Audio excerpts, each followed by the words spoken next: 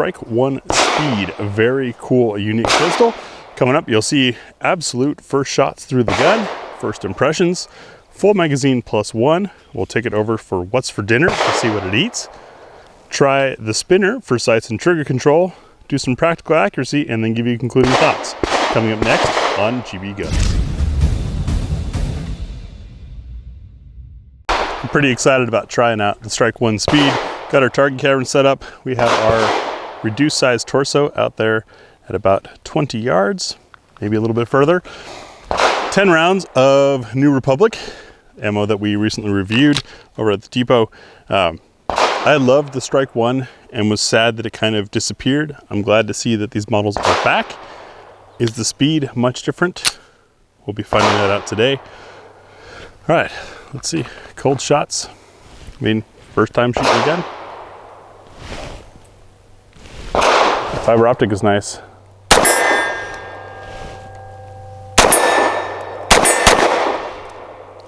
I'm hitting a bit low. These are adjustable sights.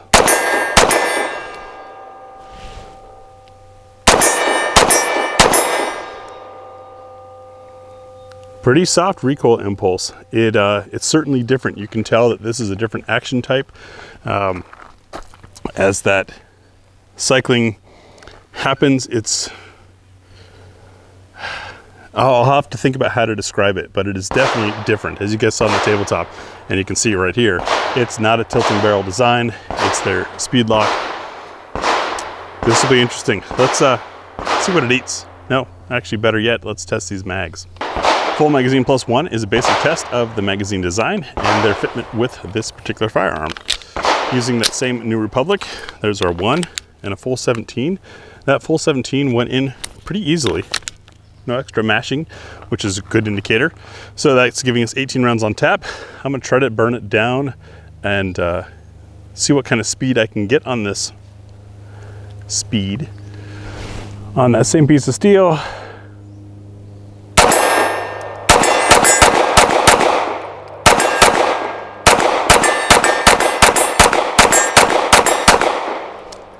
Sights are definitely off a little bit. I'll need to make some adjustments there.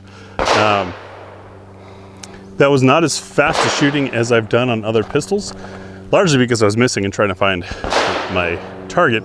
But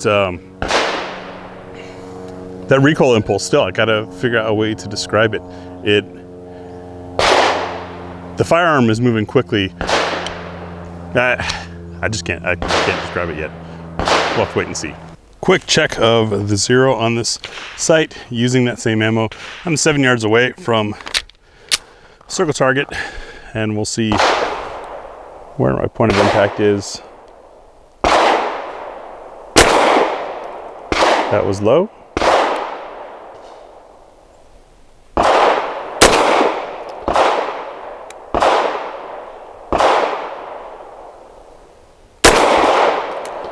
Yeah, so it's stacking them, but it's hitting low left.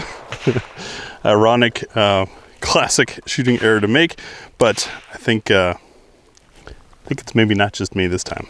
I'm showing you guys this process just so you know the reality of it and how difficult or easy it is. All right, I tried 5 clicks up now.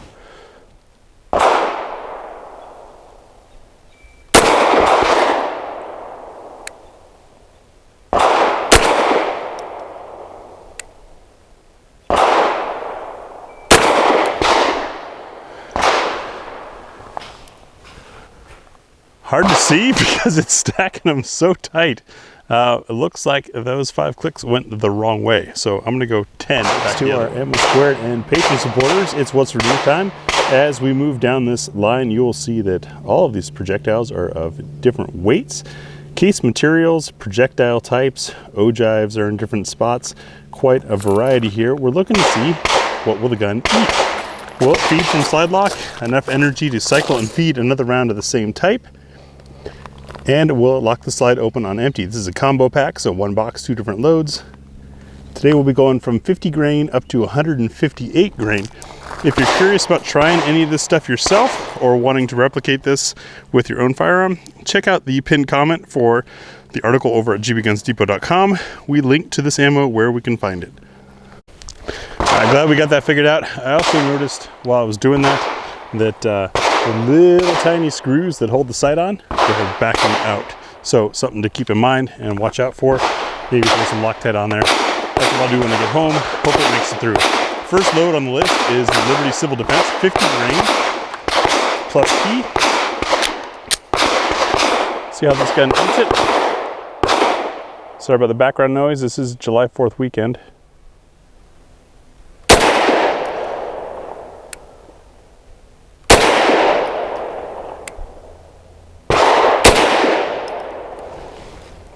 Thunderous as always with that load.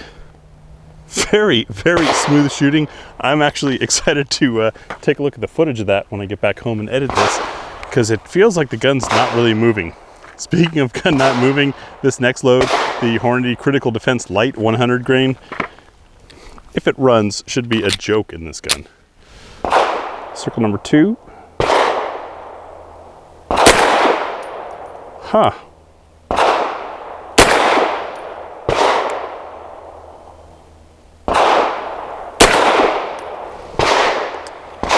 Actually felt like a little bit more recoil somehow than the 50 grain plus P. Maybe it's one of those guns that just needs the oomph. Blazer Aluminum 115 grain is our next load for the third circle.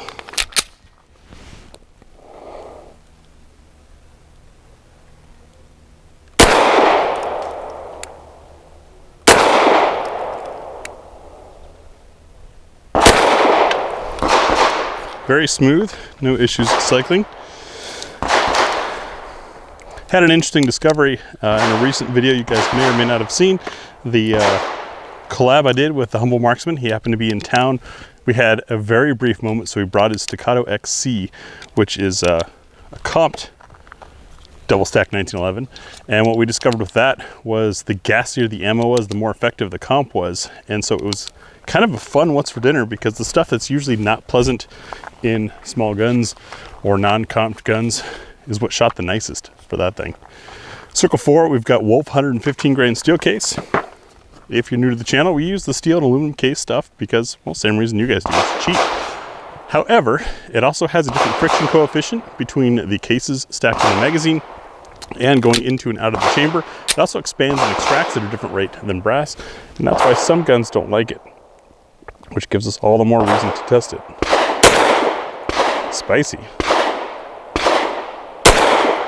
Over on GBGunsDepot.com, we have a tally of common range ammo, and the Wolf so far is the most powerful common range ammo that we've tested. Next is PPU's 115 grain check and hollow point, budget hollow point. Circle number 5. That felt nice.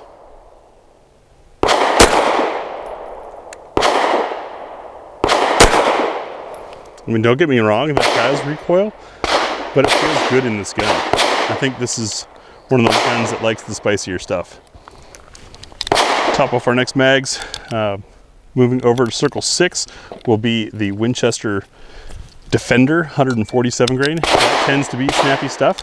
Let's see if this gun likes it.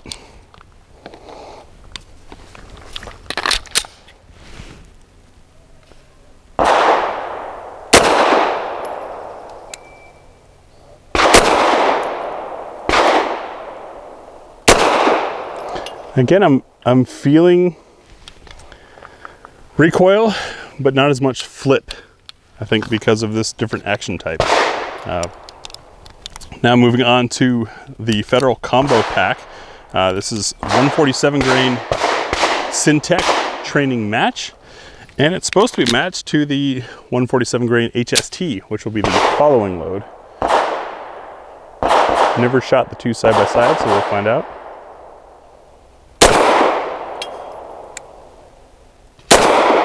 This kind of has a slower, sloppier recoil impulse. This load, that is. It smells wonderful though. A little bit of cinnamon. So I suggest eating breakfast before going to the range if you're going to be shooting that stuff. Now the Federal 147 grain HSTs supposed to be matched to that. You guys watch the gun in my hand, see if it moves like it did with that training.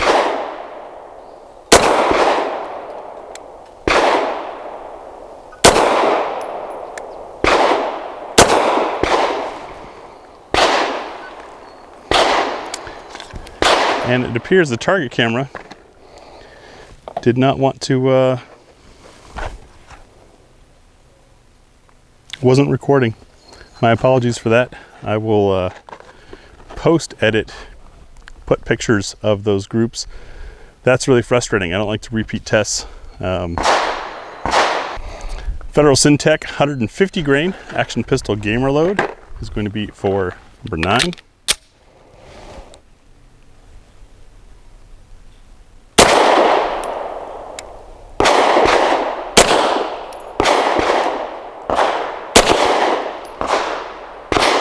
A bit of burnt rubber smell with that. Did not group very well. It seems this barrel might not like the heavier stuff. You guys can take a look at those groups through the different loads, but it looks like 115, 124 is what this gun is happy with. Circle 10 is our heaviest. It's the PPU 158 grain. Obviously subsonic.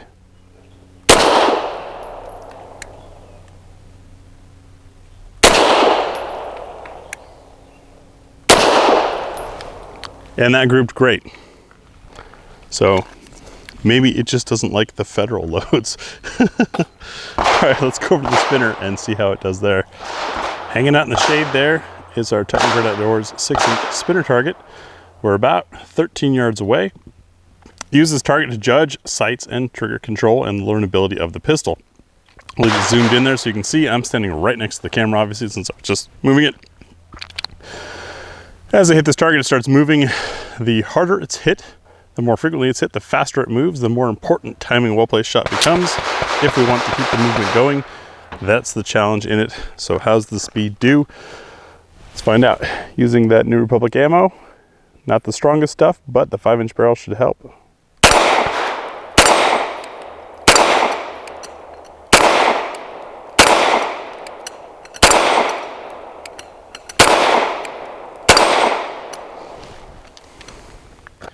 Did the speed make that easier? Well, it certainly hits harder because of that extra barrel. Looks like our fiber optic might be coming a little bit loose. One of the talks on this model and its difference is the trigger. To me, the trigger's still not great, not spectacular. I had to just kind of pull through now, shoot it, versus timing at a ledge and braking like I would on a crisper trigger. The fiber optic front sight and blacked out rear certainly made it very easy. The recoil control on this thing is spectacular thanks to that action type and being able to get my whole hand on the gun. So it was easy to do.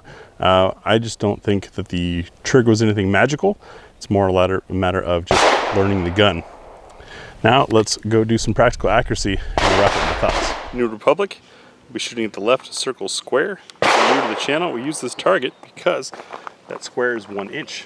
And it tends to be about the same size as the front sight post when viewed from 7 yards, which makes for a great grouping target. This is practical accuracy in that it may or may not be the firearm, may or may not be the shooter, but it's certainly when I can collect some thoughts on this thing.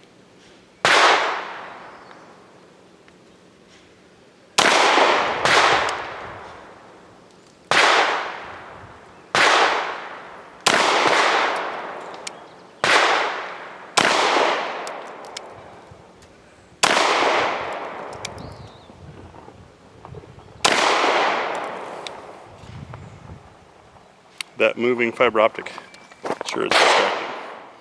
After shots are being filmed back home in the studio because while I said them to the camera on the range, somebody forgot to push the button. That's me. So I got home, was processing the video, sorting through all the footage, and I was like, okay, now I'm just missing one file. The American Precision Firearms Strike 1 Speed was a purchase. Do I think it was worth it? Do I think there's a big difference between this guy and a regular Strike 1? I was surprised, as you guys saw on the tabletop, to see that slide-wise, they weigh the same, despite the cuts being on the Speed. It's probably got something to do with these being more legitimate sights than the simple ones that come on the standard. I did not feel a whole lot of difference recoil-wise, maybe just a touch, since this has a steel guide rod versus the polymer one that comes in the regular. However, the gun is such a flat shooter to begin with that I don't know if it made a big enough difference to me. It might to a competitive shooter who is really out there chasing the split times, might make a slight difference. The trigger difference, is that big? Is that justifiable? Is that something that is worth the extra $1 to get the speed over the regular? The feel on the shoe, that's totally personal preference. Flat edges are in mode. Those are fashionable these days. Curved edges are out and seen as dated. To me, not much of a difference in feel of the shoe. As far as actual pull, it is lighter on the speed, but as a result, the reset force is also a little lackadaisical. What I'm talking about is the spring pressure that is returning the trigger to its reset point is a little bit lighter and softer, and you don't get as much feel in that as I do in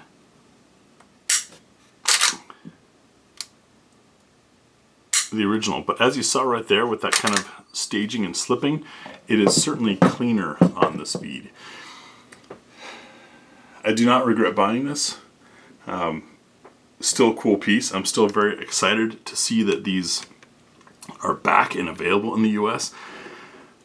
I'm more excited to see where this platform goes than I am about the jump or any change that I felt between the regular and the speed. To me, not too huge. I think a competent shooter can do well with either one. Probably the biggest upgrade that I felt with the speed is these LPA sights, having that fine fiber optic up front. Though you do have to be careful that it doesn't walk loose on you, which is something that happens on all fiber optics. If I had to choose between the two, if I went out and, let's say I was trial shooting these and then deciding on which one was worth purchasing, I think I would go with the regular and then upgrade the sights after the fact versus getting the speed at the moment. The biggest win, I think, overall is just that these are still available and that this model exists. I need more time with it. I need to keep shooting it, I think, before I can give you a conclusion. Usually these shooting impressions videos are exactly as labeled. They are impressions. It is not a full in-depth review. However, with the price tag on these things, I feel like you guys deserve a deeper analysis before deciding, at least. I mean, hopefully you aren't making purchases solely on one video or one guy's comments, but I do know that people buy stuff after I make videos about it. And between these two, I'm not entirely sure yet. I don't think I can give a fair review. I love the platform, love the action type. The ergonomics are nice. It is definitely a different recoil impulse, but they're not cheap. I hope that with scale, as these things more and more are produced, that we can see price come down and make these things more affordable, more readily available. Of course, that doesn't happen though unless people are buying them, which is of course the struggle. So how's that for a non-conclusive aftershot? It's an interesting gun. Keep an eye on it. I would love to see further evolution of this. There's not a lot of material that can be removed from the slides to lighten up that slide much.